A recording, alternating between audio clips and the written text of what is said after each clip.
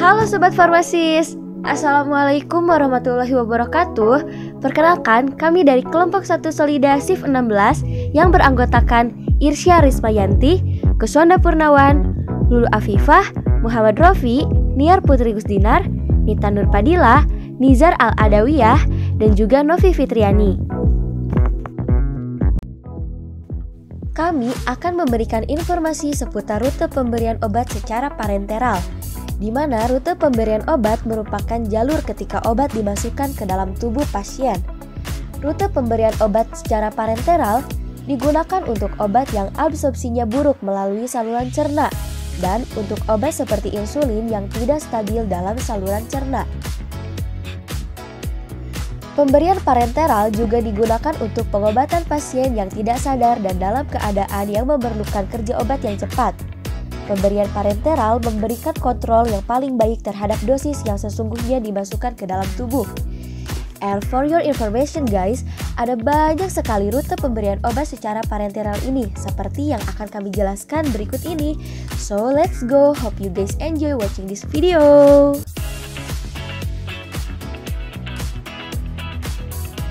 Yang pertama ada intramuskular.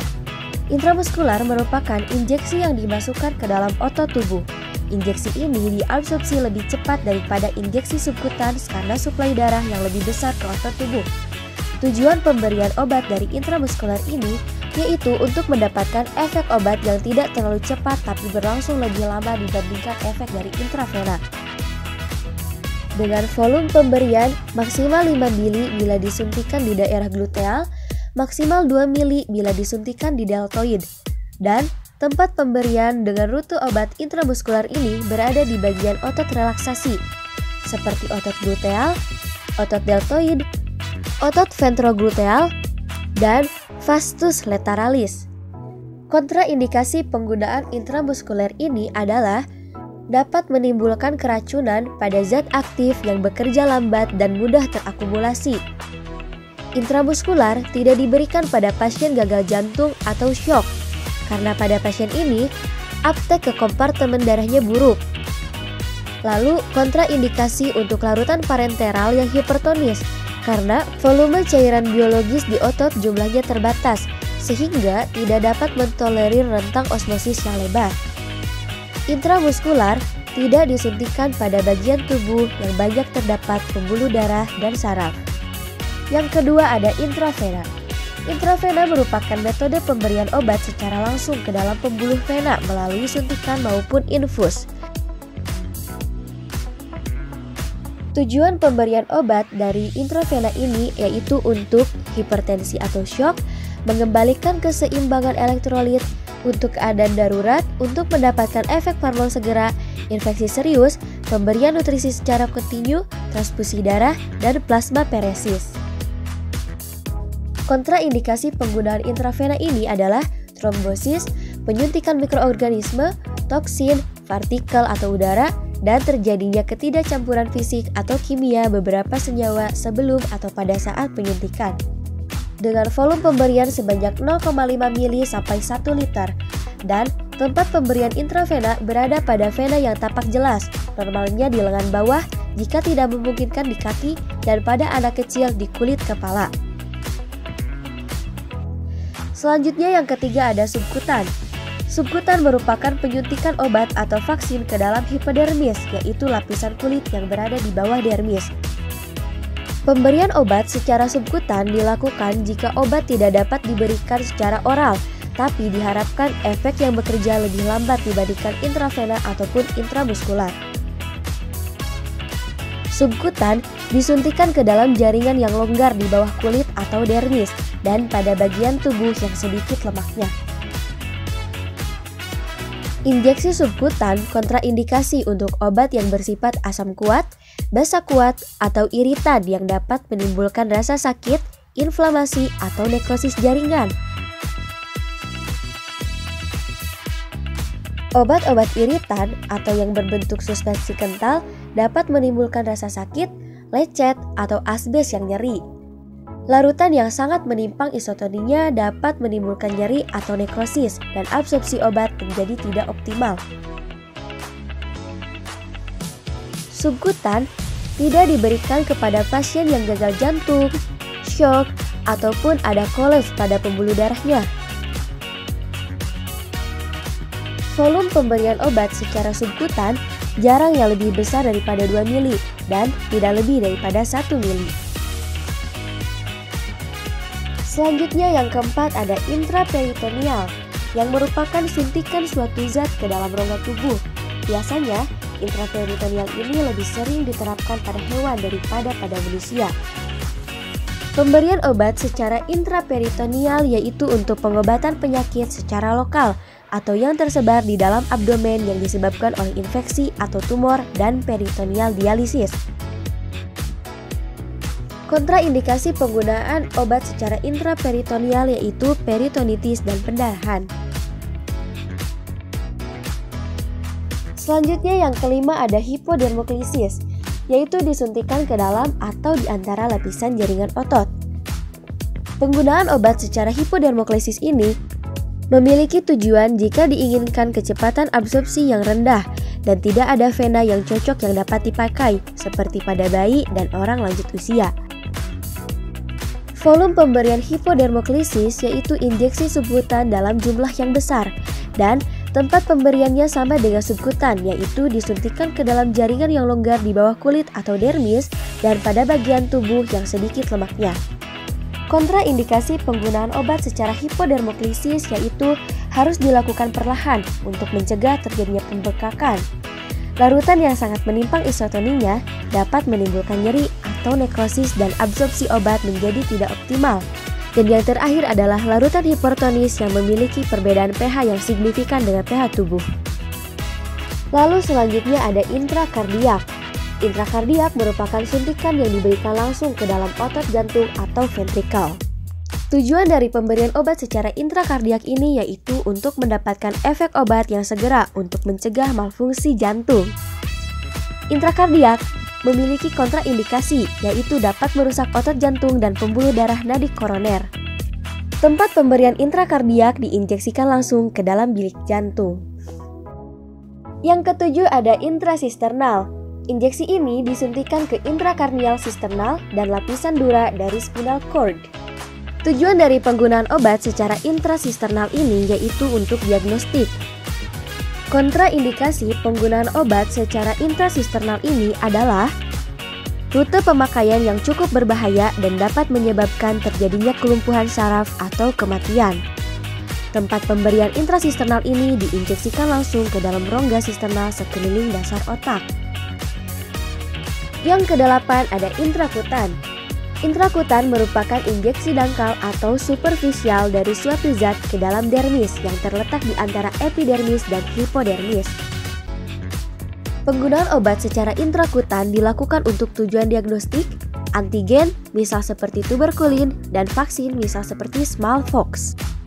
Kontraindikasi penggunaan obat secara intrakutan ini adalah rute ini dapat menimbulkan infeksi meskipun jarang. Volume pemberian obat dengan intrakutan ini maksimal 0,1 mili dengan tempat pemberian injeksi ini dilakukan di dalam kulit. Biasanya diberikan di permukaan anterior lengan depan.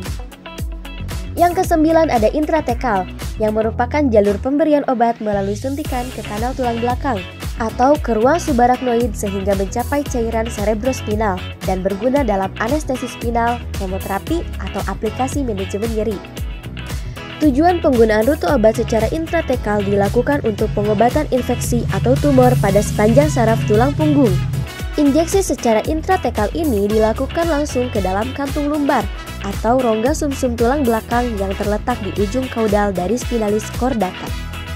Yang ke-10 ada intrauterin, yaitu pemberian obat secara langsung ke dalam uterus. Tujuannya yaitu untuk aborsi yang dilakukan pada minggu ke-16 kehamilan, tapi tidak umum dan biasanya dilakukan oleh dokter yang belum berpengalaman dan dapat juga dipakai untuk diagnosis. Kontraindikasi yang umum terjadi pada pemakaian rute ini adalah infeksi, amnionitis, dan myometritis. Selanjutnya yang ke-11 ada intraventikular. Intraventikular yaitu memberikan obat-obatan secara langsung ke dalam cairan cerebrospinal. Tujuan dari rute pemberian obat ini yaitu untuk pengobatan infeksi seperti meningitis atau ventrikulitis akibat bakteri atau fungi, dan juga kanker yang melibatkan membran atau CSF sekeliling sistem saraf pusat. Kontraindikasi penggunaan obat secara intraventikular ini yaitu kerusakan jaringan otak yang dapat menyebabkan kelumpuhan bahkan kematian. Beberapa bahan asing, senyawa kimia, atau biologis jika terinjeksi ke dalam sistem ini dapat menyebabkan inflamasi dari sistem. Tempat pemberian injeksi ini dilakukan ke dalam rongga-rongga sisi otak. Selanjutnya yang ke-12 ada intraarterial yang disuntikan langsung ke dalam arteri dan dimasukkan langsung ke dalam pembuluh darah perifer dan digunakan jika efek obat diperlukan segera. Kontraindikasi penggunaan obat secara intraarterial ini yaitu infeksi, penyumbatan arteri, tromboemboli, atau vasovam yang dapat mengakibatkan iskemia, infark, dan gangren. Tempat pemberian obat secara intraarterial diinjeksikan langsung ke dalam arteri yang akan membawa obat langsung ke dalam organ sasaran. Yang ke-13 ada intraartikular. Intraartikular digunakan untuk memasukkan material seperti obat antiinflamasi langsung ke dalam luka atau jaringan yang teriritasi. Tujuan penggunaan injeksi ini yaitu untuk antibiotik, lidokain, dan kortikosteroid ester untuk mengobati infeksi, nyeri, inflamasi, rematik, dan lain-lain. Tempat pemberian obat secara intraartikular ini yaitu ke dalam cairan sinovial pada persendian, dan volume pemberiannya tidak lebih dari 1 mili. Kontraindikasi penggunaan obat secara intraartikular yaitu infeksi yang dapat menyebabkan kerusakan sendi. Selanjutnya yang ke-14 yaitu ada intralesional yang digunakan untuk lesi kulit lokal, misalnya obat jerawat. Tujuan penggunaan obat dengan rute pemberian intralesional ini yaitu untuk menetralkan toksin seperti tetanus, pemberian antisera rabies, dan mengobati penyakit kulit. Pemberiannya langsung ke dalam luka atau di sekitar luka. Volume pemberian pada injeksi ini yaitu kurang dari 1 mili, dan kontraindikasinya yaitu infeksi. Selanjutnya yang ke-15 ada intraokular yang merupakan teknik menyuntikkan obat secara langsung ke dalam mata. Misalnya beberapa obat untuk glaukoma atau neoplasma mata dan seperti intrastromal. Pemberian obat secara intraokular ini langsung ke dalam mata seperti di lapisan stroma kornea, intrakameral di bilik mata depan, dan intravitreal di rongga vitreus. Tujuan penggunaan rute pemberian obat secara intraokular ini yaitu untuk infeksi, inflamasi, lokal anestesi pada operasi mata seperti subkonjungtiva dan retrobulbar. Kontraindikasi penggunaan obat secara intraokular yaitu kerusakan saraf optik, pendarahan, retinal detachment, retinal necrosis, katarak, infeksi yang dapat menyebabkan kerusakan atau kebutaan. Volume pemberian obat secara intraokular ini yaitu 0,1 mili sampai 0,2 mili. Yang terakhir yang ke-16 yaitu intrapleral yang biasanya diinjeksikan tunggal ke dalam lubang pleura.